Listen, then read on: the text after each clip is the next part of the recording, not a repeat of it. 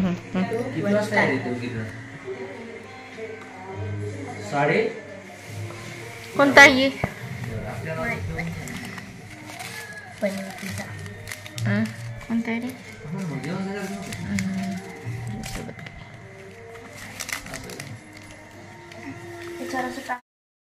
आवडतच नाही पिझ्झा.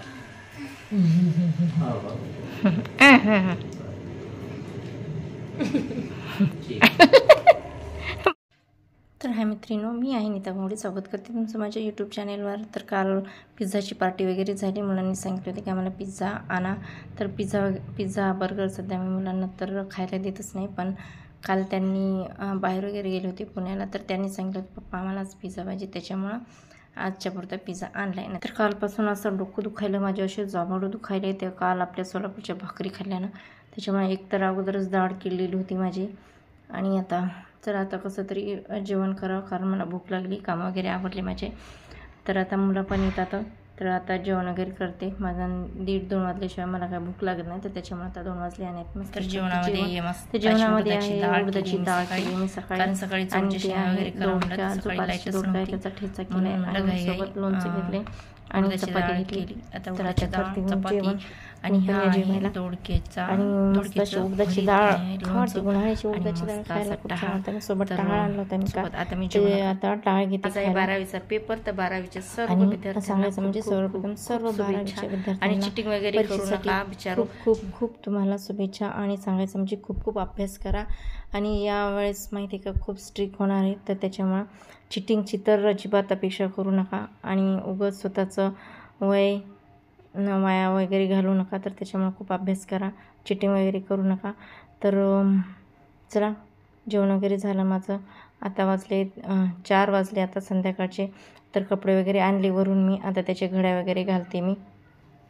नंतर तुम्हाला एक सांगायचं म्हणजे तुमच्यासोबत मी किचन टिप्स एक शेअर करणार आहे.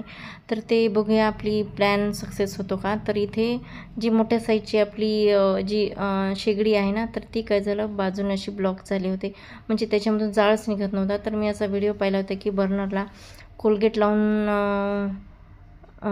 बघितले का कधी. तर असं आपण आता हे जो बर्नर आहे मोठ्या शेगडीचा आहे, तर त्या बर्नरला काय करायचं साईडनं असं कोलगेट लावून घेणार आहे मी आता. तर बघू शकता हे याच्यावर मी जास्त स्वयंपाक करत नाही, कारण काय केलं माहिती आहे का, मागे गॅस शिगडी धुताना मी त्याच्यावर पाणी टाकलं, तर ते पाण्यामुळे काय झालं पूर्ण ते ब्लॉकेज झालं आणि त्याचा जाळच निघणं झाला पूर्ण. तर त्याच्यामुळे एखादी म्हटलं किचन ट्रिक्स आपल्या कामी आली तर आली.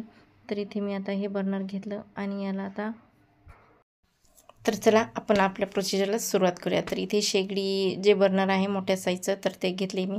आणि साफ तर वगैरे आपण रोजच करतो किचन साफ करताना, तर आपण बघूया ट्रिक्स आपल्या कामी येते का नाही. तर इथे मी आता सगळ्या साईजनी इथे हे कोलगेट लावते. तर आपल्याकडं म्हणजे तुमच्याकडे जे असेल ते कोलगेट तुम्ही लावू शकता. याला सगळ्या साईडनी लावायचं, गोल असं बोटाने पसरून घ्यायचं.